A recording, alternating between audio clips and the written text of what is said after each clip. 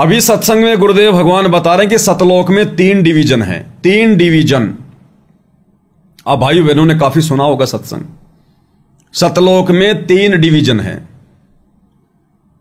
एक डिवीजन गुरुदेव ने बताया कि सबसे बाहर का क्षेत्र, सबसे बाहरी क्षेत्र, जिसमें पहाड़, नदियां, झरने, बाग बगीचे, घूमने फिरने की जगह है, वो पिकनिक मनाने की जगह है, बहुत लंबा चौड़ा विस्तार, 21 ब्रह्मांड जितना बड़ा है, इससे तो लाखों करोड़ों अरबों गुना ज्यादा बड़ा, क्योंकि सतलोक का तो कोई और छोर नहीं है, वो तो अनाहद है, उसकी कोई सीमा नहीं है।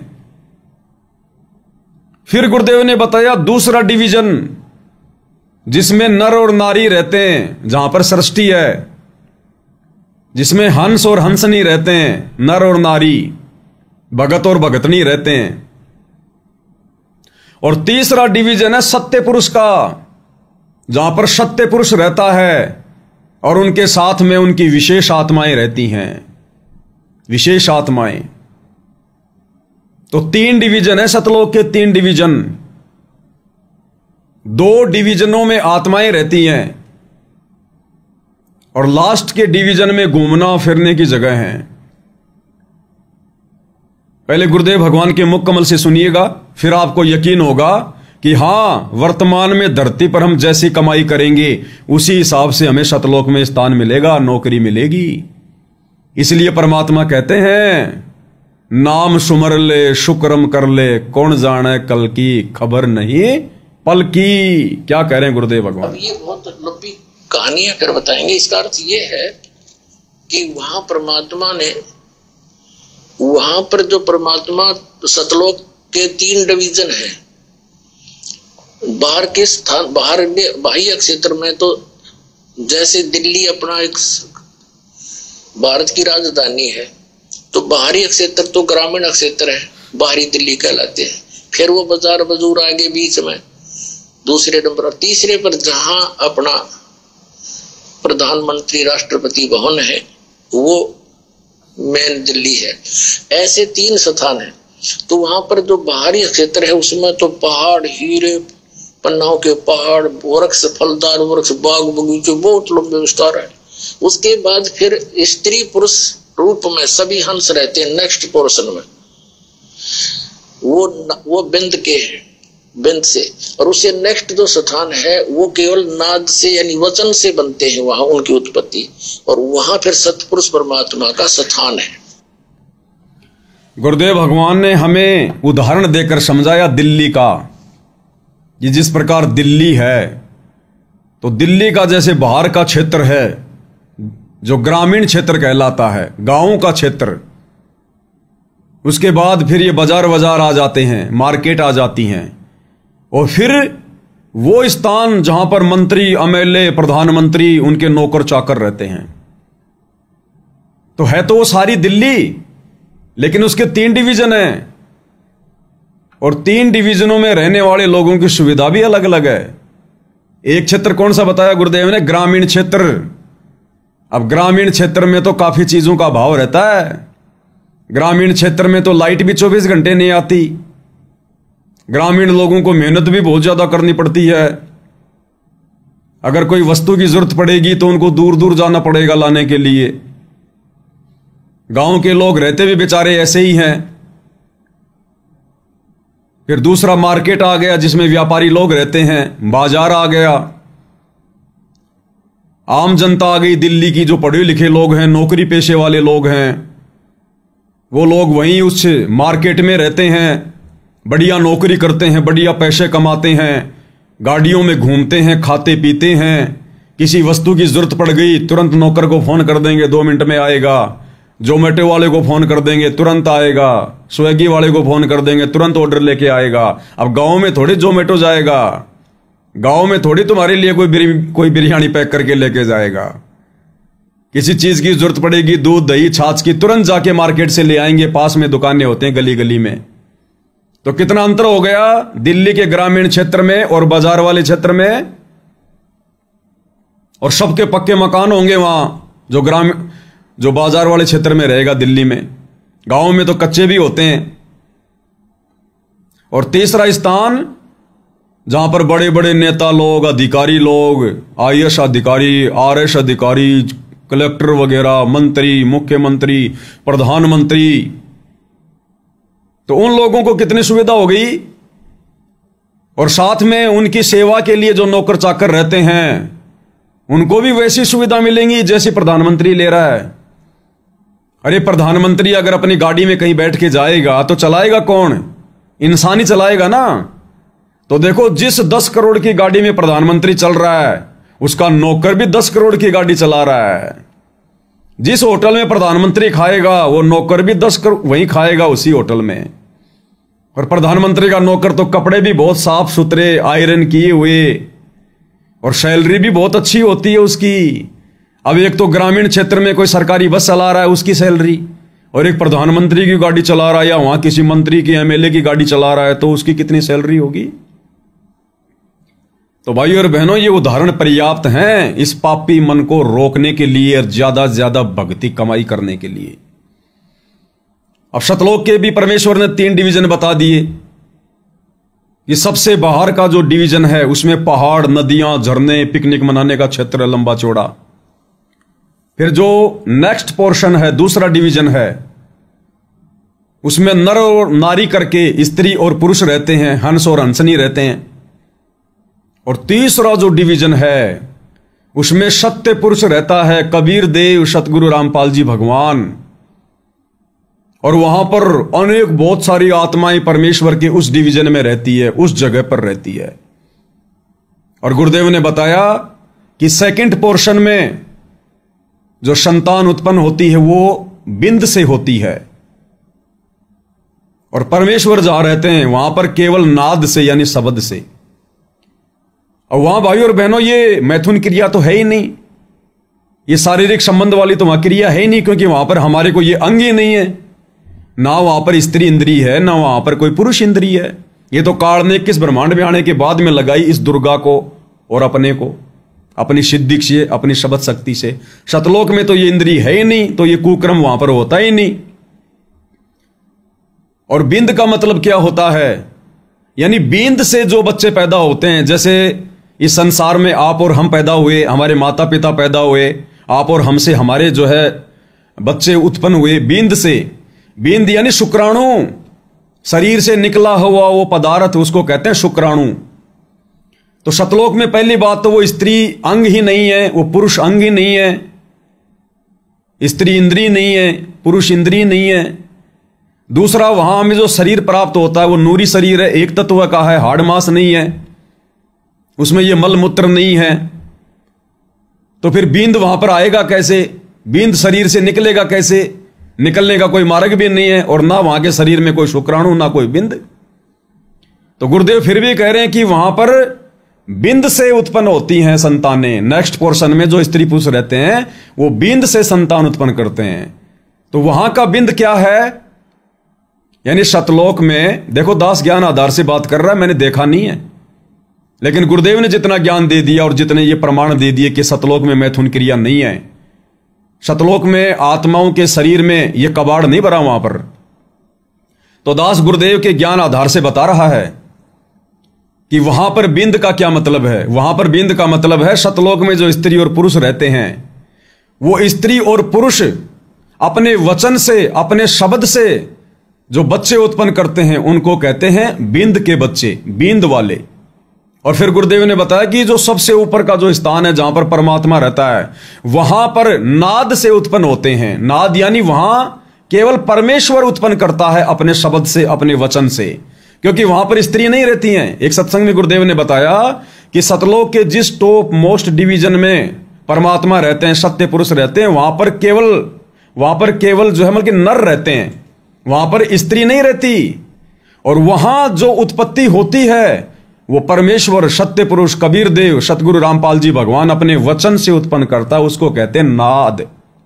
जिस प्रकार गुरुदेव ने सर्वप्रथम अपने 16 पुत्रों को अपने 16 वचन से उत्पन्न किया, वो उनके नाद पुत्र, उसके बाद अनंत आत्माओं को उत्पन्न किया, हम उनके सब नाद बेटा बेटियां। तो ये है इसका मतलब। तो मेन चीज क्या है? मेन चीज ये है कि अब हम यहां पर क्या कमाई कर रहे हैं, किस प्रकार की कमाई कर रहे हैं, कैसी कमाई कर रहे हैं। उसी हिसाब से, उसी स्तर से आप और हमें शतलोक में स्थान मिलेगा, सेकंड डिवीजन में या फिर फर्स्ट डिवीजन में,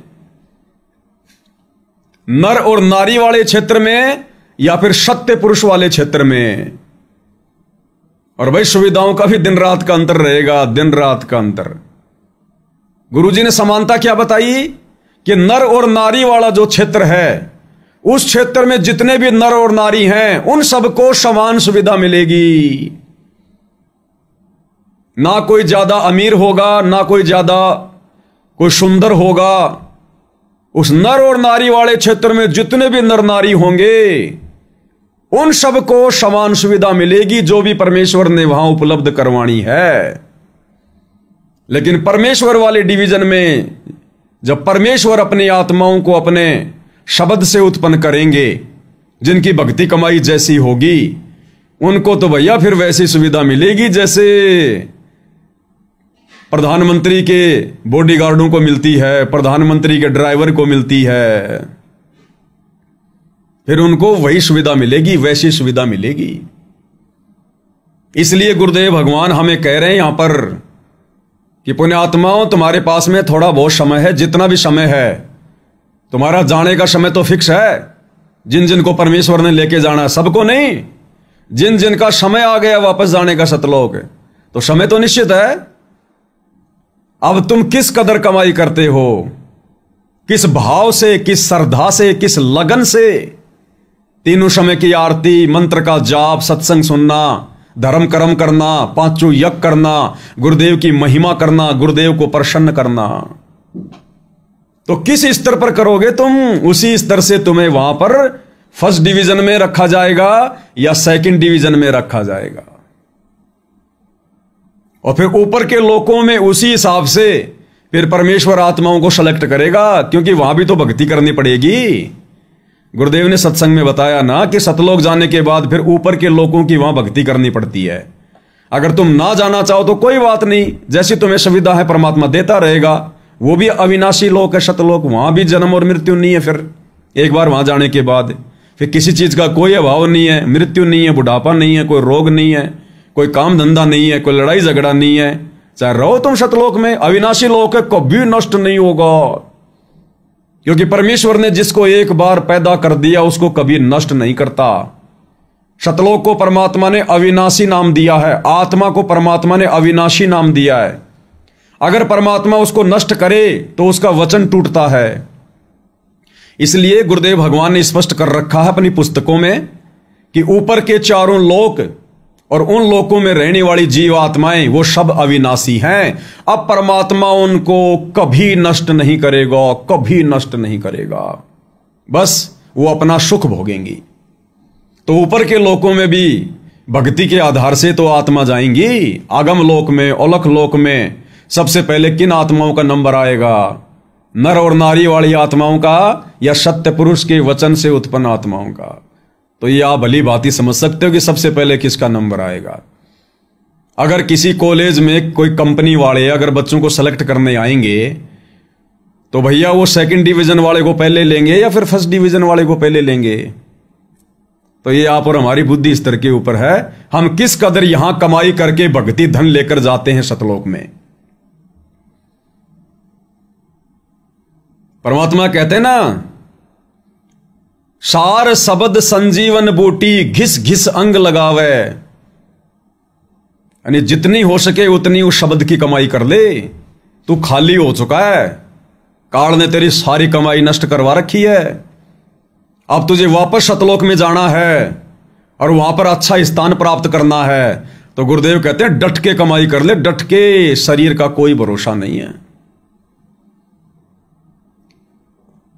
एक बार सुनिए परमेश्वर का ये सत्संग, ये तीनों डिवीजन जो परमेश्वर एग्जाम्पल दे रहे हैं, अब हमें अच्छे से समझ में आएगा कि वहां पर 3 डिवीजन क्यों हैं। चलो एक डिवीजन तो समझ में आ गया, भाई घूमने फिरने की जगह लास्ट वाला। अब सतलोक में अगर सभी आत्मा एक समान है उस सत्य पुरुष के अलावा, क्योंकि हैं तो सभी आत्माएं, अगर सभी आत्मा एक समान हैं तो परमात्मा ने फिर अलग अलग डिवीजन क्यों बनाए? नर और नारी वाला क्षेत्र अलग है और सत्य पुरुष वाला और वहां जो आत्मा रहती हैं उनका क्षेत्र अलग है। वहां पर नारी नहीं रह सकती, स्त्री नहीं रह सकती वहां। और सभी आत्मा अगर एक समान हैं तो सत्य पुरुष के 16 पुत्रों को फिर अलग अलग द्वीप क्यों दिए गए? उनको अलग से द्वीप क्यों दिए गए? आप और हमसे कई गुना बड़े बड़े क्षेत्र। तो भाई और बहनों, सारा खेल भक्ति कमाई का है। भक्ति कमाई का जैसी पढ़ाई वैसी नौकरी। तो सुनिए गुरुदेव भगवान क्या कह रहे हैं। अब ये बहुत लंबी कहानी है, फिर बताएंगे। इसका अर्थ ये है कि वहां परमात्मा ने, वहां पर जो परमात्मा सतलोक के 3 डिवीजन है, 3 बाहर के स्थान, बाहर बाह्य क्षेत्र में तो जैसे दिल्ली अपना एक भारत की राजधानी है, तो बाहरी क्षेत्र तो ग्रामीण क्षेत्र है, बाहरी दिल्ली कहलाते हैं। फिर वो बाजार बजूर आगे बीच में दूसरे नंबर, और तीसरे पर जहां अपना प्रधानमंत्री राष्ट्रपति भवन है वो मेन दिल्ली है। ऐसे 3 स्थान है।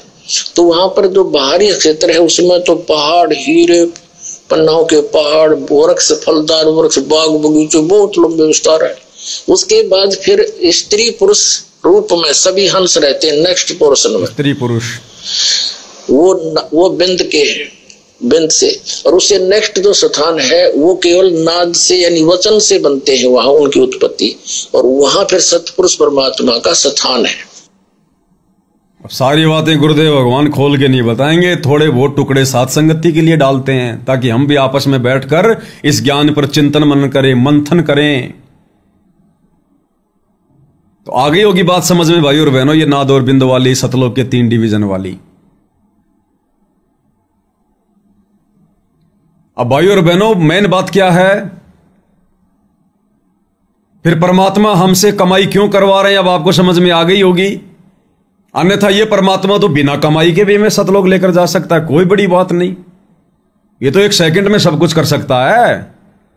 जैसे गुरुदेव कहते हैं ना, तुम कर दो पल में पार हो जो रजा थारी, तुम कर दो पल में पार हो जा रजा थारी, हो रजा थारी महाराज हो जा, मेरे थारी महाराज हो जा रजा थारी, तुम कर दो पल में पार हो जा रजा थारी। तुम कर दो पल में पार। पल यानी आंख की ये पलक झपकने जितने समय में, हे परमेश्वर गुरुदेव भगवान सतगुरु रामपाल जी, आप तो इतने समर्थ हैं।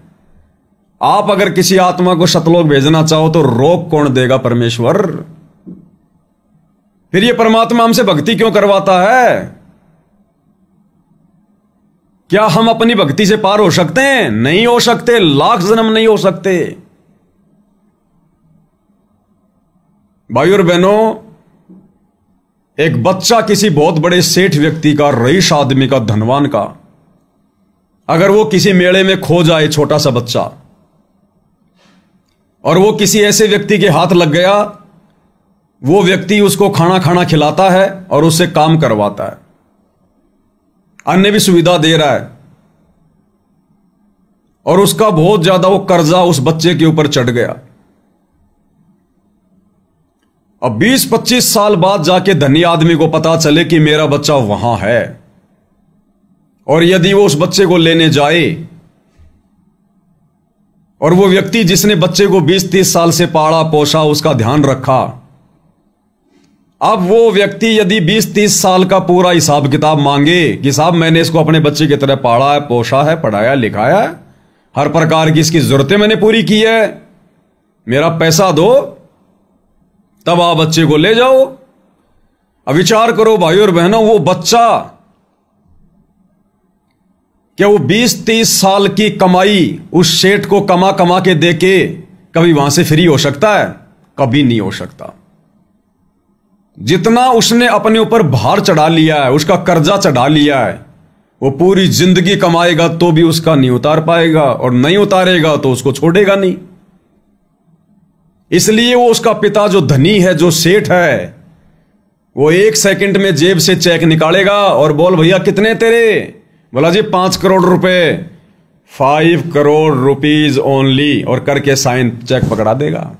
ये ले भाई तेरे 5 करोड़ रुपए, क्योंकि उसका पिता धनी है, समर्थ है, और 1 सेकंड में अपने बच्चे को छुड़वा लेगा। क्या वो बच्चा अपनी कमाई कर करके उस आदमी को देके कभी छुटकारा प्राप्त कर सकता है? नहीं।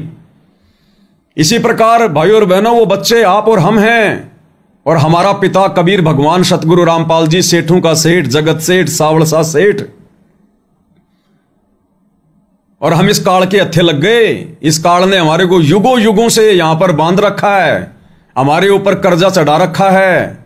हम 21 ब्रह्मांड में इसके क्षेत्र में खा रहे हैं, पी रहे हैं, ये हवा ले रहे हैं, सूरज से रोशनी ले रहे हैं, चांद से शीतल रोशनी ले रहे हैं, फल फ्रूट खा रहे हैं, यहां पर हर प्रकार की भौतिक सुविधा ले रहे हैं, जमीन से अनाज पैदा करके खा रहे हैं, जमीन से पानी निकाल के पी रहे हैं। ये हमारी नहीं है, ये शैतान की, काल की, 21 ब्रह्मांड के ज्योति निरंजन की है। इसने तपस्या करके प्राप्त कर रखी है, हम इसके कर्जदार हैं। और अब हमारा भगवान कबीर भगवान धरती पर आकर और काल से कहे कि छोड़ दे भाई मेरे बच्चों को, तो काल क्या कहता है? सर्व धर्मान परित्यज्य माम एकम शरणम व्रज अहम तवा सर्व पापे भी मोक्षयामि मा शुच।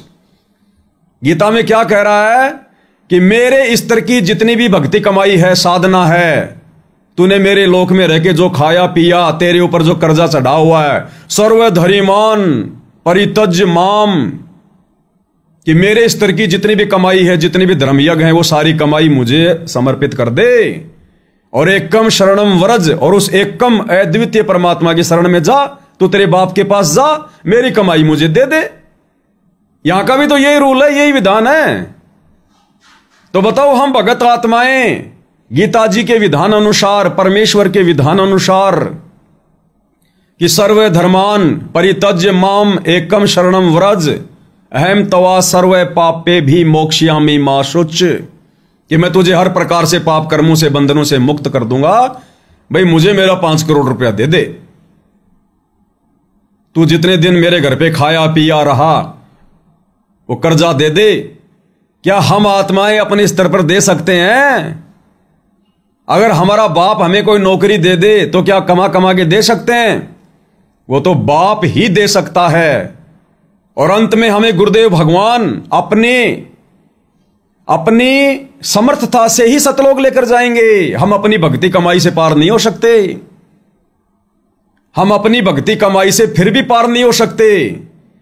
यहां से पार करके तो हमें गुरुदेव ही लेकर जाएंगे, लेकिन जो भक्ति कमाई हमसे करवा रहे हैं, ये सतलोक में स्थान देने के लिए, सतलोक में जगह देने के लिए, तो पार तो गुरुदेव ही करेंगे, हम नहीं हो सकते। तो अब आपके समझ में आ गया होगा भाई और बहनों कि यहां गुरुदेव भगवान समर्थ होते हुए भी एक पल में हमें सतलोक बैठाने वाले परमात्मा फिर हमसे इतनी भक्ति कमाई क्यों करवा रहे हैं?